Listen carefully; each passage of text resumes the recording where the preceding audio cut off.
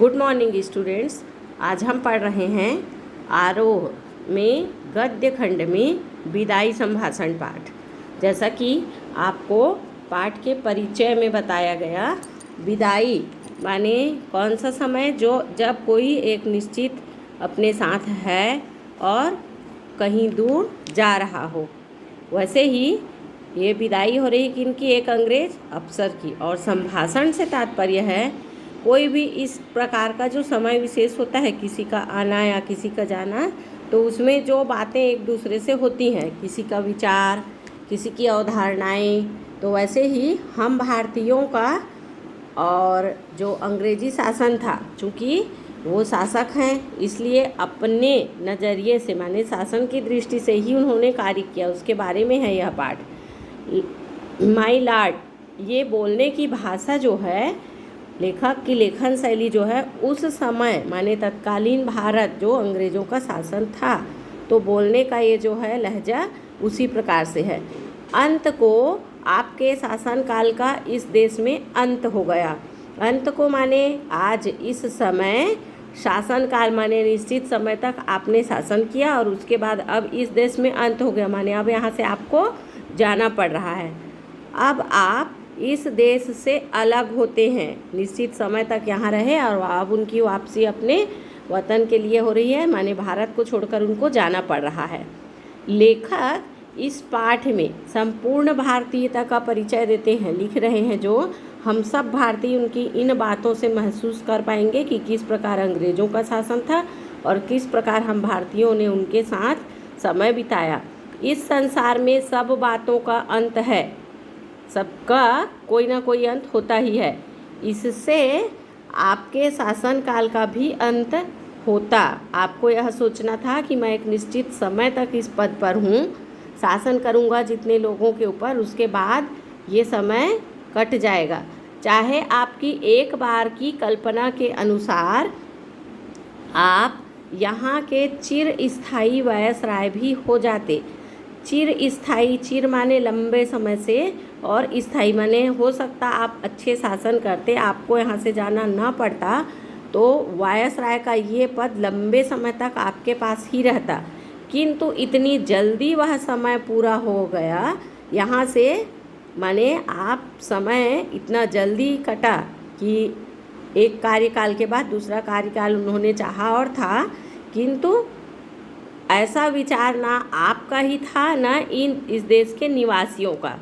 वास्तव में उस समय भारतीयों में भावना ये थी कि चाहे जो भी हो, अंग्रेज अफसर है और वे अपना पद पर अपना काम कर रहे हैं। इससे जान पड़ता है कि आपके और यहाँ के निवासियों के बीच ये मुख्य बात है, शासन और शासक।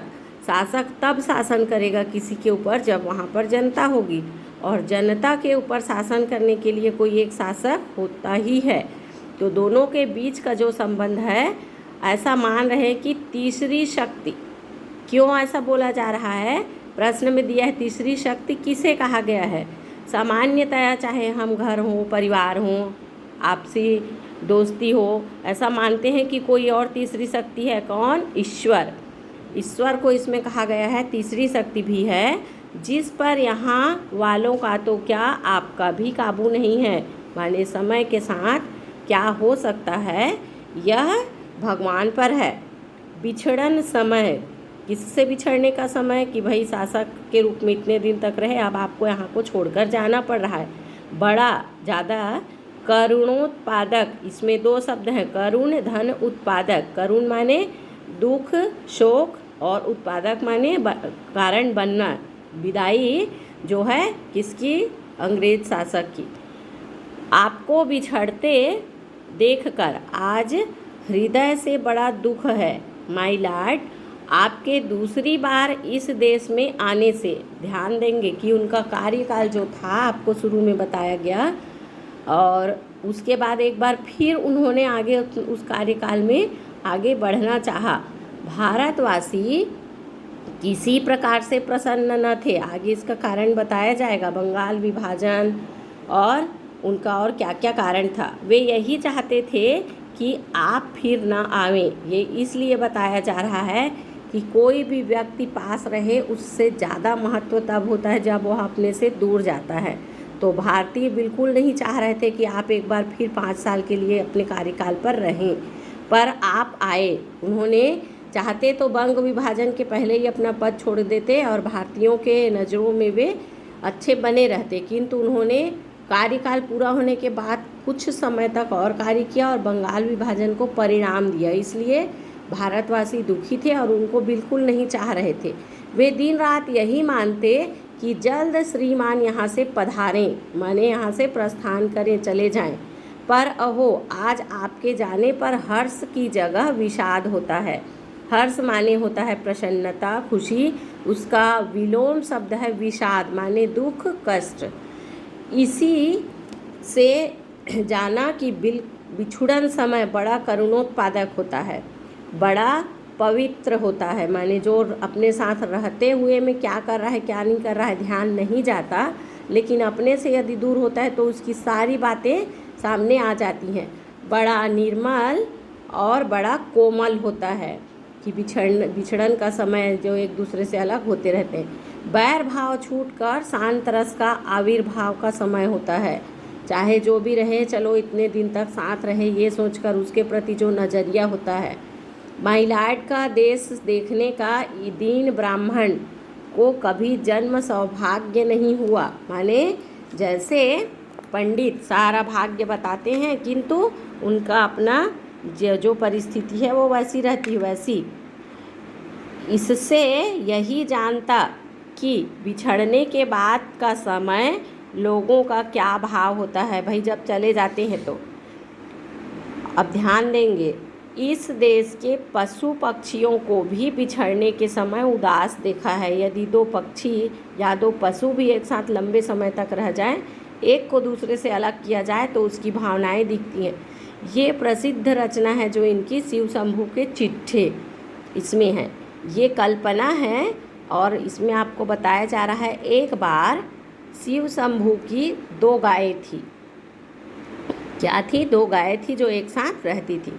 उनमें एक अधिक बल वाली थी, माने हृष्ट पुष्ट और ताकत वाली थी। वह कभी कभी अपने सींगों की माने अपने ताकत का प्रयोग करके टक्कर से दूसरी कमज़ोर गाय को गिरा देती थी अपना बल दिखाते हुए। ये एक कहानी के रूप में ध्यान देना। एक दिन वह टक्कर मारने वाली कौन जो हृष्ट पुष्ट गाय थी पुरोहित को दे दी गई।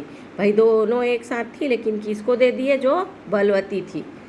देखा कि दुर्बल गाय जो जिसको वो मारकर गिरा भी देती थी उसके चले जाने से प्रसन्न नहीं थी कि चाहे वो मुझे जो भी करती थी लेकिन साथ तो थी, दोनों का साथ था।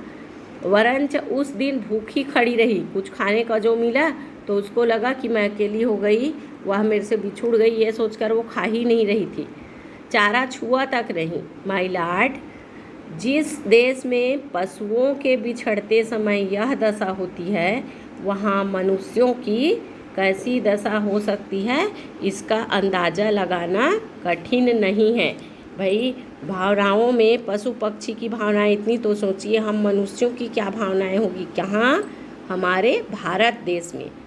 आगे भी इस देश में जो प्रधान शासक आए अंत में उनको जाना पड़ा, क्योंकि अंग्रेज़ों का पद होता था, उसमें 5 साल 4 साल जितने समय तक भी कार्यकाल होता था काम करते और चले जाते थे। शासनकाल का नाटक घोर दुखांत है। शासन करते हुए जनता के साथ संबंध ये बना रहे, ऐसा कार्य करने पर लोग उन्हें याद करते और नहीं तो जैसे इनके लिए लग रहा है कि कब जाएं। ये लोग मना ही रहे थे बंगाल विभाजन के कारण और उनके जाते समय किसी को कोई दुख नहीं हो रहा था। तो उनको ये समझाने का प्रयास कर रहे हैं। इस पाठ में यह व्याख्या है कि भले ही अंग्रेज़ थे, शासक थे, किंतु यदि जनता के ऊपर कुछ अपनी छवि बना पाते तो इसके बजाय उनकी छवि ऐसी थी कि लोग चाह ही रहे थे कि कब जाए।